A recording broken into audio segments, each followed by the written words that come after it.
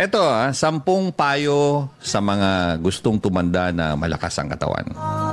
Okay, sa mga medyo nagkakaedad na dyan. Okay, 10 payo sa mga gustong tumanda na malakas ang katawan. Number 1, babasahin ko lang to, hindi ko na explain para mabilis tayo. Medyo mahaba ito 10 eh. Huwag agad bibitawan ang inyong trabaho. Maging abala hanggang maaari.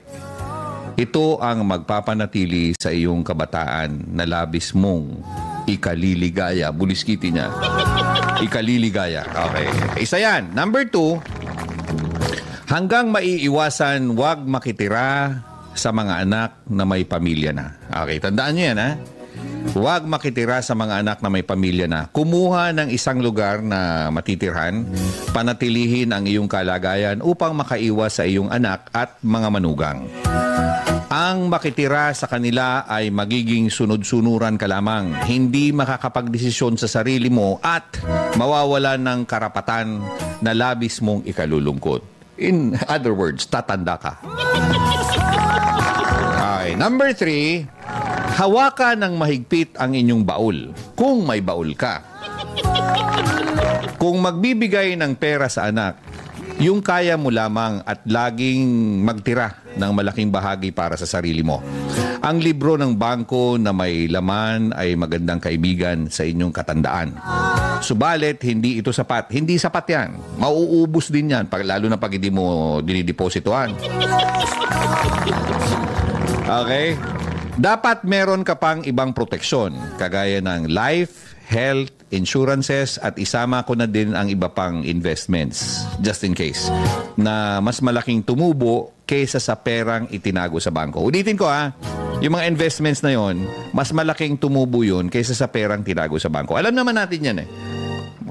Kasino na lang, kakapiranggut lang naman ang interest sa bangko. Ha? Okay, number 4. Huwag masyadong maniwala sa iyong anak na nagsasabing kayo ay aalagaan. Madalas mga nababanggit niyan ay siyang mga hindi ginagawa. Aalagaan, kunyari, mami, pagtanda mo, daddy, pagtanda nyo, aalagaan ka namin. Buliskiti niya. Huwag kayo maniwala dyan. Meron siguro pero hindi lahat. Madalas ang mga nababanggit niyan ay siyang hindi magagawa o gagawin ng mga anak. Ang mabuting anak ay hindi nagbabanggit ng anuman. Okay, tandaan nyo yan. Ang mabuting anak ay hindi nagbabanggit ng anuman. At ang masamang anak ay kailanman hindi tutupad ng pangakong binitawan. Buliskiti, ang bigat niyan. Number 5, upang manatili kang masaya, panatilihin ang pakikipagkaibigan at magdagdag pa hanggat maaari. Humanap ng mga kaibigan na mas bata sa iyo. Di ba? Matanda ka na, kinakaibigan mo pa matanda rin. Huwag na. Humanap ng mga kaibigan na mas bata sa iyo.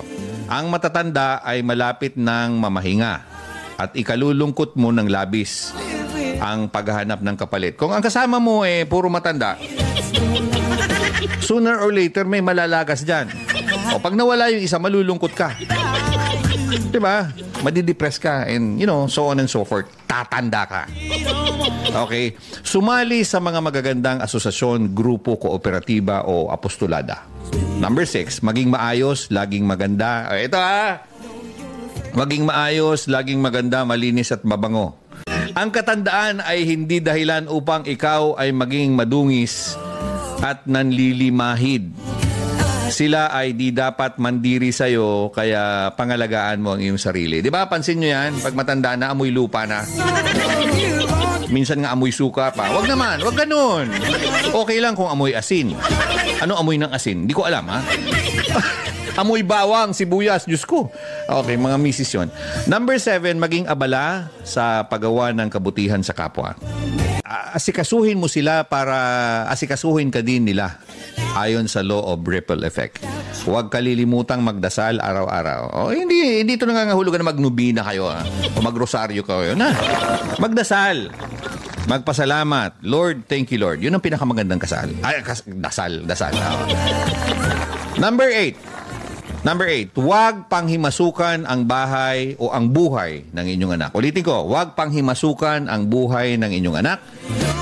Hindi sapagkat anak mo sila, ang lahat ay magugustuhan mo. Ang lahat ng magugustuhan mo ay magugustuhan din nila. No, no, no, no, no, no, no, no. No, no, no, no, no, no, no. Alalahanin mong nagbabago ang panahon. Okay? The constant change. Number 9, huwag. Ito huwag ipagyabang ang iyong katandaan. Hindi sapagkat ikaw ay lumilinya na sa 80 ay napakarunong mo na. Minsan nga may 1-year-old lang, mas magaling pa sa'yo. Oo, totoo yan. 1-year-old, 2 years old naman. Isa-isip mo na hindi mo taglay ang lahat ng karunungan sa mundo. Huwag mong isipin na ang katandaan ay kalagayan upang maging inutil ka, ulyanin ka, at wala kang silbi sa buhay.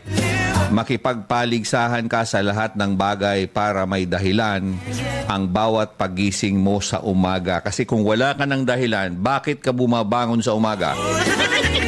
Wala ka na, be. Okay? At sa wakas, huwag maging makulit. Ito talaga. 10-10, makulit ka. Huwag maging makulit. Huwag ikwento ang nakaraang panahon ng paulit-ulit. Pulis Kitty na, alam nyo to, paulit-ulit. Mga naikwento mo naman ng mga 100 times. Huwag ikukumpara ang mga bagay-bagay na makakasakit ka sa pamilya. Huwag maging mapaghanap. Matuto kang magpuri ng magagandang nagawa ng kapamilya mo upang manatili ang magandang samahan. Hanggang kaya, magbasa ng dyaryo kung may dyaryo pa ngayon. Online na lang.